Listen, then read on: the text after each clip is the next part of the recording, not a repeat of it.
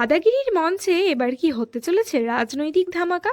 কুণাল ঘোষ, সজল ঘোষ আর মদন মিত্র, তিন হেভিওয়েট রাজনীতিবিদকে নাকি এবার একসঙ্গে দেখা যেতে পারে দেবের দাদাগিরির মঞ্চে। এই খবর সামনে আসতেই শুরু হয়েছে জোর চর্চা, কারণ বাস্তব রাজনীতিতে এই তিনজনের অবস্থান একেবারেই আলাদা। ফলে একই মঞ্চে তাদেরকে মুখোমুখি দেখা গেলে কথার লড়াই যে জমে উঠবে তা বলাই যায়।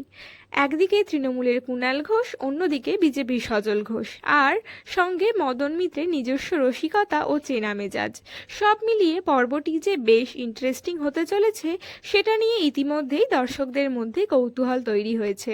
সবচেয়ে বড় চ্যালেঞ্জ কার? অবশ্যই সঞ্চালক দেবের, কারণ তিনজনকে সামলে দাদাগিরির খেলা এগিয়ে নিয়ে যাওয়া কিন্তু একেবারেই সহজ হবে না। তবে একটা কথা মনে রাখা দরকার, এই মুহূর্তে বিষয়টি গুঞ্জন হিসেবেই সামনে এসেছে।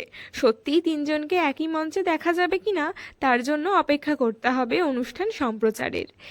এদিকে দাদাগিরির সঞ্চালক হিসেবে দেবকে নিয়ে দর্শকদের আগ্রহ এমনিতেই তুঙ্গে। এবার তার সঙ্গে যদি যোগ হয় কুণাল, সজল আর মদনের রাজনৈতিক তরজা, তাহলে পর্বটি যে বেশ নজরকাড়া হতে পারে তাতে সন্দেহ নেই।